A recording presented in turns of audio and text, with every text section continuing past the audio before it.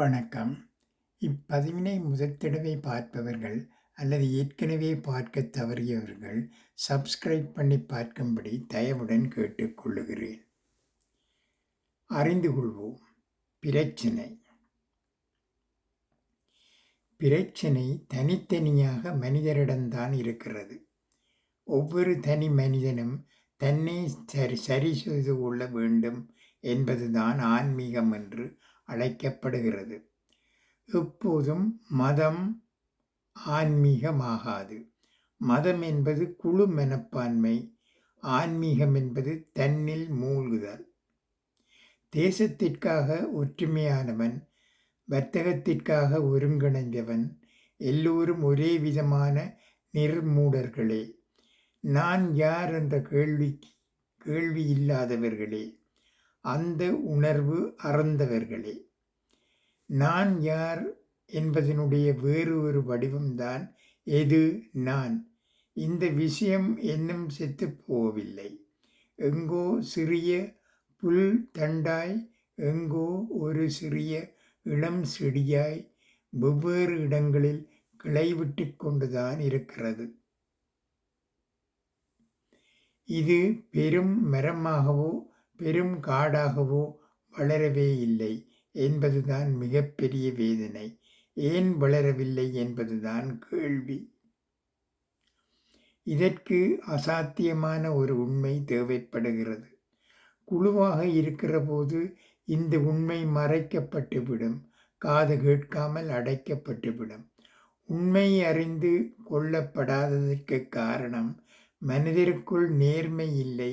ஒவ்வொரு தனி மனிதருக்குள்ளும் நேர்மை இல்லை.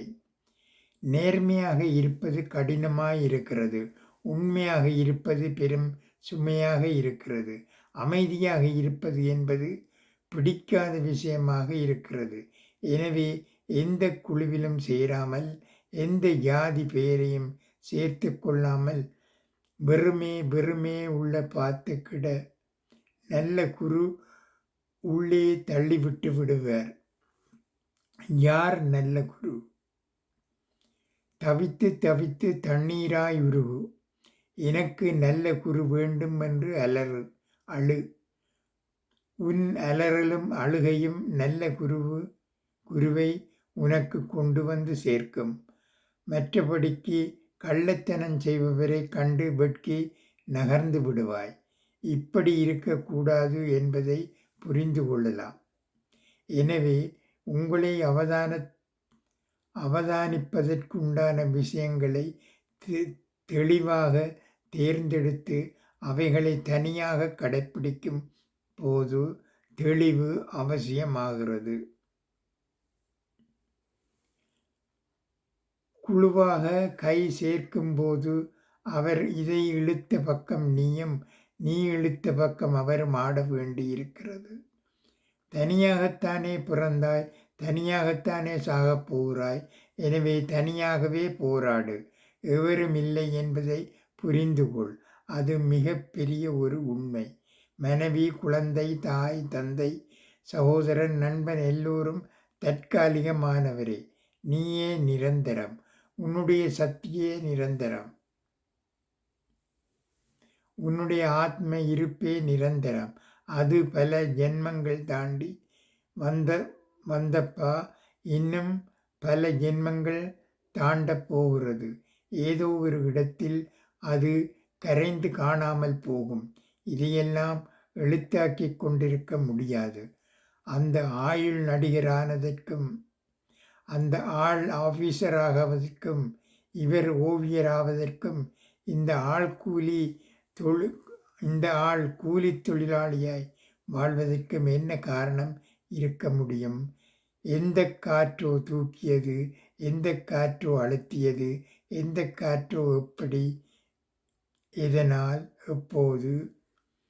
தன்னை அறிவது மட்டுமே நோக்கமாக இது உன் மனம் எங்கிருக்கிறது என்று தேடுகின்ற வாழ்க்கையே நோக்கமாக இருப்பதுதான் உன்னை நல்ல கதிக்கு சேர்க்கும்.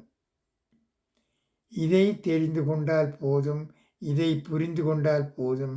இதற்கு பிறகு கற்க வேண்டியது எதுவுமே இல்லை என்று அறிந்து கொண்டால் போதும்.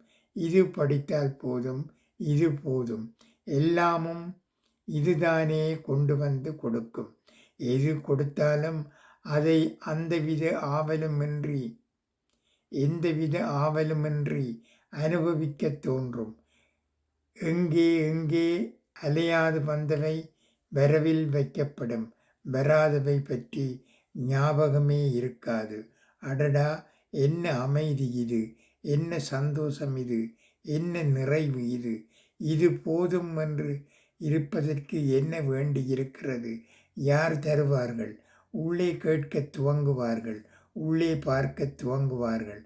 ஒரு பாறையின் மீது நின்று உரக்க வெட்ட வெளி பார்த்து கத்துவது போல என்னுடைய விஷயங்களை சொல்லி முடித்து விட்டேன்.